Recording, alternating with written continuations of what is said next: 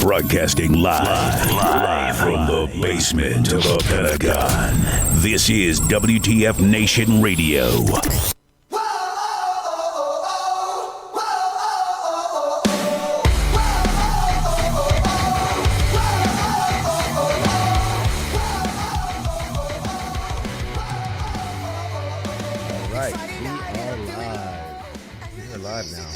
What's going on? It's CQ, and I got Ice on the line. What's going on, man? What's going on, man?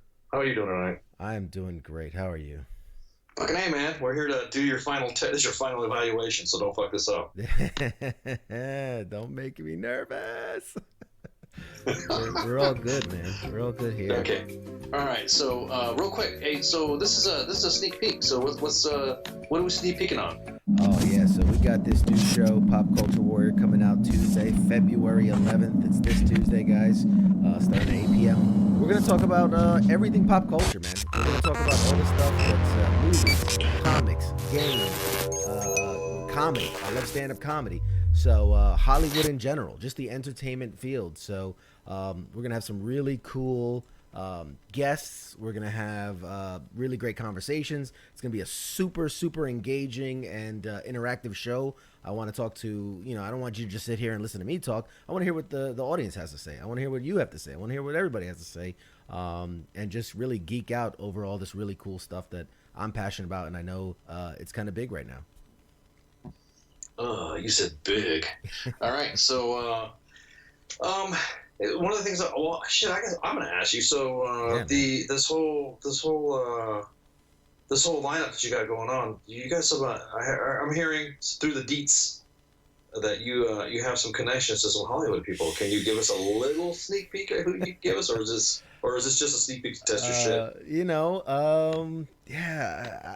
I'm the kind of guy that likes to under promise and over deliver. So I don't want to really show my hand as much, but I will say that I have a couple of friends in the industry. And so I have a good buddy of mine who writes for TV. He was the creator of the show Franklin and Bash and writes on a bunch of other shows. And so he's going to come on and talk to us about, what it's like writing and producing stuff and original content. I've got a good friend who is an editor at Marvel, and he's going to come in and talk about some comic book stuff and really excited because he's actually working with Marvel Gaming, their gaming division. So he's going to drop some knowledge on us about all things Marvel and gaming. Maybe even tease some stuff for the upcoming Avengers video game, which is going to be awesome. So it's going to be really exciting. I got some big, AAA people maybe that I don't want to promise until we can really lock them in and put a date to it and a time to it. But yeah, it's going to be really awesome, and I'm really excited. This is your chance to interview me now. Oh, I'm sorry. I'm still listening. I'm still doing the text stuff and all that. You sound really good, by the way. Oh, well, Yeah, you sound pretty good. Good genes, man. Good genes. Exactly. I love West. Real quick. So tell us where you're from. Man, we're getting deep with it. Okay. Well, we've interviewed before, so we just kind of rehash just to kind of get your flow talking. Remember, we're not waiting for punchlines here, brother. We're here to hear you. So talk to us. Originally from New York City, born and raised. Puerto Rican by birth, raised as a white boy in the ghetto. And spent my time there. I was actually a senior in high school when 9/11 happened. So obviously that kind of like so many other of my generation, that kind of like, okay, we're doing this. We're joining the military. We're gonna kick some ass. So that kind of inspired me to get in the military. And then, years later, here I am. All right, kill that bumper because it's overtaken us. So right now, people are saying that there's sound going over us. So all you gotta just leave that normal plug up there. Gotcha. Yep. Sorry, that's me screwing around with the different buttons. Many lights. Leave the buttons alone. You got fucking idle hands, dude. I you know what? I'm so guilty. I apologize, folks. That's me fucking around. So you guys, what's up with your family? You got a wife, some childrens. You got some childrens, little Rugrats. You got baby CQs. Yeah. Sorry, the way you put that. Yes, I do have some cockroaches running You around. got little cacalacas running around. I hear you, man. Nah, man. Yeah, I got a little 2 year old. Well, actually, he's almost three. Shit, he's almost three. Married, 3 year old, and great little kid, man. He's awesome. He's the love of my life, and I love being a dad. And you know, he's a handful at times, but you know what kid isn't? But just really fun and loves to play, loves to do stuff together, and yeah, excited to watch him grow, and very lucky. So. Uh, but you know, it's good, man. It's good. Life's good. Got the dog, got the family, got the house, got the and now got the radio station gig. You know, so who can complain, man? Life's good. Life's really good. It is, man. That was good. So, tell us a little about your experience. You served in the dirty the dirty 173rd, the 170 Sky. You're a Sky Soldier. Sky Soldiers, baby. Sky Soldier. That's what I'm talking about. All the fucking way, airborne. Airborne. Yes. Your goddamn legs right here. Yep. So tell us about what happened and tell us about what happened to you in Iraq and now me and you're gonna like share how many times we've been killed stories. So go ahead, it's your turn. Oh yeah, let's do this. I love this. And this is not pop culture stuff, so this is the perfect place. Yeah, nah, man. So I was went to basic, went to airborne, straight out of airborne, got sent over to 173rd for those that don't know, they're based out of Vicenza, Italy.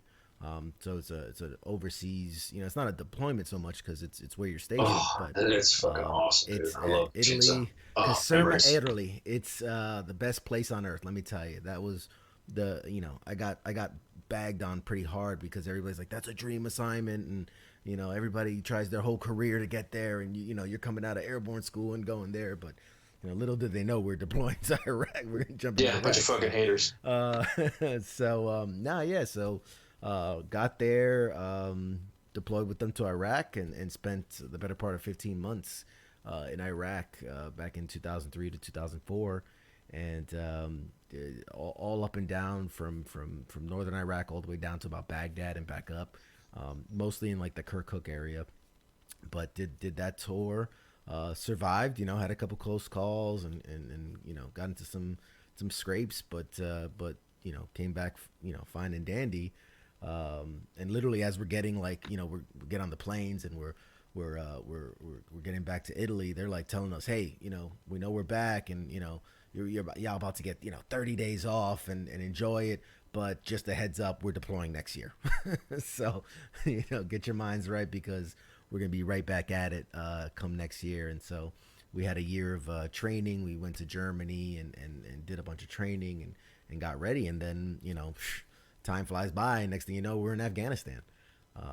And so that was set to be another year deployment, but unfortunately, I only made it 6 months through that year deployment because during combat operations, one thing leads to another. You poke enough hornet's nests, you get stung. So we're kicking in doors, doing the shit that we do, and yeah, I got shot 5 times actually. No, you got shot 6 times. I don't want to hear it. Go ahead. Stop downplaying. Lazy, Stop right? being so modest. You got fucked up. Go ahead. I got plugged up a couple times. It's all right. But yeah, no, just another guy got shot first, and I kind of didn't hesitate. He was out there, and they were still. He got dropped out in the open, and they were still they don't. It's not tag and you're down. They're trying to kill this guy. So I knew I had to run out there and do what I do. Do what we all do. I tell people all the time that what I did is not special. It's not unheard of. That's the mundane for us. That's what we do. That's what we're trained to do, and there's no hesitation with it. So ran out there and in the process got shot a bunch myself. So here I am years later. I spent the better part of 2 years in the hospital, 40 plus surgeries, died twice, and got medically discharged, and now I'm doing this stuff. What Yeah. about you, So man? what were you? So after you got out, what did you? You got recognized too, dude. You don't, again, you're so fucking modest. What did you? Come Nah, on, spit it out. You're gonna hey. leak the shit out anyway. So because now we're getting more people on here. Media's Oh, gonna want to know. Weren't you in? Weren't you? Did some organization recognize you? Some big yeah, organization. yeah. No, it's one of those things. Very fortunate. It was a long road because you got to remember I was injured in '05. I got out officially in '07, and the first couple years were pretty bad. They were pretty rough. Just you're lost. That's I was a soldier. That's all I ever was. I was this badass paratrooper, this infantryman, and without that, I didn't know who I was. So I was lost for quite a while, and it was actually just really fortunate to meet the right people at the right time in my life that kind of helped get me back, on the right track. And so I watched this guy who became my mentor, and he was very uplifting guy. He visited with other guys, and he would talk to people, and he would share his experiences. And so I kind of modeled, I saw how good he was doing, and so I kind of modeled after that because I said I want to be healthy. I want to be, I don't want to be thinking these thoughts, and I don't want to be doing these things. And so he took me under his wing and really mentored the hell out of me. And thanks to him, I got my head screwed on back straight, and I started mentoring other guys, people, physical disabilities, mental disabilities, the wounds of war, PTSD, all these things. And over the course of time, started doing the mentoring thing, started doing peer support groups to help, as many guys as I could at the same time. And years, this wasn't a quick thing, but years go by. And yeah, I've been recognized a few times for the support group I had in Baltimore. The other group that I just started near where I live, because I don't want to disclose that location. No, of course, I understand. Near where I live, I started a second group, and that really kicked off. And so the organization that I work a lot with is Wounded Warrior Project, and they gave me this huge honor called the Courage Award, where they honor one deserving veteran a year at their big annual gala. And I was honored with that, and a couple of other awards. It's not about the awards for me. It really is not. At the end of the day, it's about just trying to help others and trying to, that's what kind of why I started doing stand-up comedy. It's not because I wanted attention, far from it. It's just, it's a way to help heal my own trauma and to help others heal and go through their trauma. And just help people as I've been helped so many times in my Right, life. man. Help others. I think sometimes I think sometimes it's hard for individuals who don't go through trauma try to help people who been Yeah. through it. It's better to kind of like have like a peer group. You know what I mean? Yeah. If that makes any sense. Absolutely. No, I thoroughly believe in it. You know, a big part of our group when we sit down and talk is I hear it all the time where a guy will say, oh, I saw this VA shrink, or oh, I saw, my pastor, or oh, I saw this counselor. And they always tell me, oh, I understand what you're going through. And it's like, dude, you've never stepped foot out of the country. You've never even seen parts of other parts of the world, let alone the worst parts of the world. So how can you tell me to my face that you understand what I'm going through? And that, you know what I mean? So it's a great thing of the peer support groups is that we've all, regardless of rank, regardless of branch, regardless of MOS, regardless of combat experience, we all have a similar story. We all have a similar experience, and we speak the same language. And it's a really comforting thing when it's hard to become that civilian and outside of the service when you spend so many years doing that. Yeah, I hear you, man. I hear you. The most important thing is that now after you did that, I mean, the most important thing is that you're still talking about it, man. There's some guys that just don't. They lose their grip on that shit. They fucking hold it in. You know what I mean? Do you think that's easy to? Was it easy for you to move on? I mean, what was your outlet? Because I'm trying to get to the segue with the comedy stuff. So Go ahead. What comedy stuff? I don't know what you're talking about. No. Yeah, it was difficult. There was a lot of years where my only outlet was like gaming. I didn't leave my house, and so I would just be gaming all the time, and literally around the clock. Like my wife would go off to work, and I'm gaming, and she'd get back, and I'm still in the same spot gaming. So that was, in some parts healthy and in some parts unhealthy because I was isolating, and obviously I was depressed and all these things. But I would link up with other guys online and do those things. And so, that was a big thing. And then it wasn't until later when I kind of, like I said, got my head screwed on straight and was looking for healthy ways to kind of get out and get, outside of my own comfort zone. And so taking up something like stand-up comedy, a great organization called Armed Services Arts Partnership, or ASAP, here in the DC area. And they provide all these arts classes, everything from like actual art to music to poetry, spoken word, improvisation. They also have a stand-up comedy boot camp class. And so as a lover of all things comedy, and my idol growing up was Jim Carrey. Like that was my guy. I tried to be him all the time. And so never thought about doing comedy myself, but when I found out about that program, and it's free of charge, and it's for veterans and family members, whether they're wounded or not, it's a phenomenal opportunity. And I said, okay, I'm going to jump at that. And I figured I would take the class, do the thing, and it just cross it off the bucket list. Like I put myself out there, I was on stage, I did this thing, and now I can move past it. It just so happened that I really fell in love with it, and it was so much fun. And I really enjoyed being able to take some of the worst traumas that I've been through in my life and get people to laugh at it with me. And I think that's, it's fun.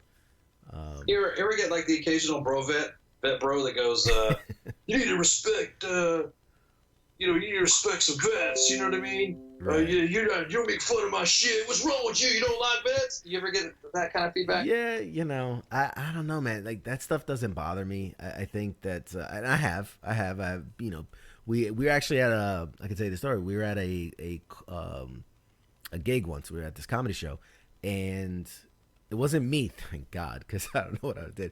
But this poor girl was up there, and she's talking about some really difficult stuff, right? She's talking about some shit she went through and how like it left her with like what's it called, a colostomy bag, and making fun of herself, really.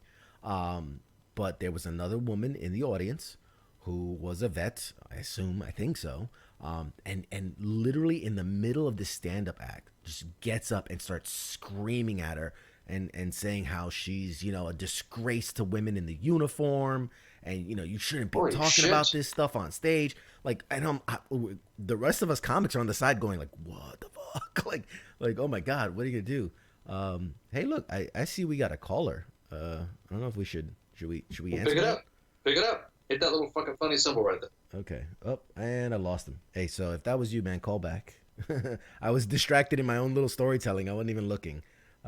So if you're out there, caller, call back. But yeah, so this person came on and just ripped into us and ripped into her, and we stopped the show dead in its tracks.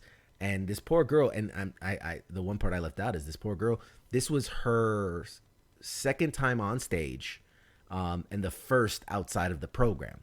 So this poor woman on her first really a stage outside of the program, here she is getting heckled. And so some of us who had been doing it a lot longer jumped in and kind of defended her. But you know what? Hang on. I see a call coming through, so I'm gonna try to merge this call. Here we go. Ooh, go for it. Hello, caller. You're on the air. You there, bud? Is this CQ? Hey, welcome to the preview show of Pop Culture Warrior with CQ. Long time listener, first time caller. Somehow I don't believe you. How the hell do you sound so fucking good, Cos? What the fuck, dude? I'm like, what? Why is he? Yeah, actually, you do sound great. I'm going through my mixer. Oh, there you go. Well, there you go. What can I do for you? Do you have a question, sir? I don't have a question. I just wanted to see if you could take callers and stuff, because it's kind of a you have to pay attention to a different PC. I don't know what you're doing or what your setup looks like. Yeah, no, this is part of your evaluation, by the way, CQ. Surprise. very good, guys. You really do sound great. Ice kind of sounds like he's like stuck in the closet or something. Yeah, well, You know, And I'm he can wondering hear you, if, right? if Baby Ice like maybe locked him in there and he's calling for help on his cell phone. No, that's what I'm saying. No, I'm actually speaking for my Mac. So usually my Mac sounds pretty good. So I don't know if it's I don't know where it is, man. No idea. I'll take Don't the know. blame. I know I have nothing to do with it, but I'll take the blame for that one. As Yeah, well, the I don't show know. If host. Koss sounds good, but he's talking through his mixer. I don't know what's up then. Well, yeah, no, yeah, I've lesson learned. So I'm learning on the fly, but that little pop up means somebody's trying to reach me. So I should probably pay attention to that thing. Yeah. It kind of means things. I usually miss the first round and then I hit the second round when someone calls in. Yeah, I caught it just as it was ending. I was like, damn it, we had a caller. And then I heard I heard that on the broadcast about 20 seconds later. So I'm like, yeah. Yeah, there you go. Well, yeah, it's this is exciting stuff, man. I appreciate you guys, taking the time to walk me through the ropes. I was really kind of bummed out during the week. You said, I've got a big announcement. I'm like, oh, fuck yeah, he's going to do a broadcast tonight. And then you got preempted by the State of the Union address. Yeah. It is what it is. I mean, if You know what I was anyone's thinking gonna, is either you were going to do a broadcast or you were going to be at the State of the Union. how great if Trump turns around and goes, and now welcome to the podium, CQ, to And I think he'd say, announce his new show. Castillo, and he would have the Castillo. Yeah, gotta skip. He would say no, it's all bullshit. Here, That was fucking epic, dude. here's this beautiful black lab and his handler. Yes, Yeah. that's exactly. It's all what it would be. bullshit. Listen to that. This show is going to be about me, all right? Because anybody that knows me knows that I have this beautiful black lab named Ojai, and he's the star of any and everywhere I go. I am ignored completely, and so he will have no part of this broadcast because I am tired of being upstaged by my own dog. Okay, so yeah, this is CQ and CQ alone. No Ojai. What I'd really like to see is maybe on one of the broadcasts, it's just like, hey, this is CQ and this is my show. Social. Would you say it again? What's the name of your Culture show? Warrior. Social media warrior. Social media warrior. Social justice warrior. Yes. Social media warrior, and just have your cam on your dog, Yeah. Oh and yeah. then you do your show. Yeah. What I was thinking of doing too is having like the alternate cam, so just every once in a while, like let's there you check go. in with Ojai, and it's gonna be his dog bed, and he's just sleeping like he always is. So he's gonna be like, when you throw it to the weatherman, like, and now with the latest update, here's Ojai, and just switch it over to his cam, and it's just him licking his balls or something, and then or what used to be his balls. I don't know how that works, but This is a family friendly type of operation well, here. no, that's good. I didn't sign up for that. Well, I guess we're signing off then. Mutual. Mutual. What are you talking? It's a mature broadcast. You'll be good to go. Yeah, all right. We're good then. No, man, I think you sound great. You're doing awesome. Awesome, man. Thank you. I think I need to do a practice thing just to be, it's why you go to the range just to, Yeah. I need to go to the range. Okay. Can I help, or are you good? Well, tonight. You're sounding great, dude. Hey, I can't your show. You're on Tuesdays. Tuesdays, 8 to 10 So minimum. so Monday is the Monday edition. Tuesdays is Social Justice Warrior with CQ. Yeah. I love it. We're gonna. Oh, go you with get your that. balls broken big time, bro. This Yeah. this is your baptism of fire, man. Baptism of fire. If you think that's the worst, you guys got a long way to go if you're gonna start hitting meat, because I'm very thick-skinned. Because You haven't met Tyrone Lannister yet. Tyrone Lannister. Okay. Oh yeah, he used to give us our Game of Thrones ghetto update back in the day. It's Tyrion Lannister's adopted brother. Gotcha. Both short people. I look forward to that. That sounds very fun. All right, I'm going to sign off here. You guys are doing great. Thank you very much for taking my call, and I will see you on Tuesday. All right. We'll I take the Cosmo. Thanks for calling in. I'll see if I can make it. Awesome, man. I appreciate Cos calling in, man. That's awesome. How are we looking, man? Mr. Ice. Oh, you didn't tell me, bro. I'm just the cat. You're fucking the cat. I'm just holding the tail, bro. I'm just like, hey, you're doing good. You're doing good, man. This is fucking awesome. I like this shit. No, this is good. All the sounds are coming in great. I'm looking at all the platforms. I'm looking at all the streams right now, and you're doing pretty good. You're on YouTube's up, Mixer's up, Facebook is up. I think I jacked up the so yeah, Periscope. everything's rocking and I rolling. don't know if the Periscope's working the way it should be, but that's all right. Yeah, well, it's not working. Yeah. No, I was saying I don't know if I saw it or not. Oh well, I mean, just open up that tab. We can talk. I don't give a fuck if people hear this online. Just open up the Periscope tab and make sure, and you can see preview broadcast. Don't have to worry about hitting it because we're not gonna broadcast Periscope right now. We just wanted to make sure that your sounds were good. Yeah. Okay. Cool. So I got to make sure I remember to hit go live on that one because I think I see. Yeah, that's exactly it. That's that one right there. I have to do that. So, all right, cool. All right. Well, hey guys, thanks for listening again. CQ, go ahead and hit some bumper music so we can close it. Yeah, man. All right, let's do this thing. I'm gonna give us a little bumper and then play a little music, and we are out of here. I'll see you all on Tuesday. Let's go.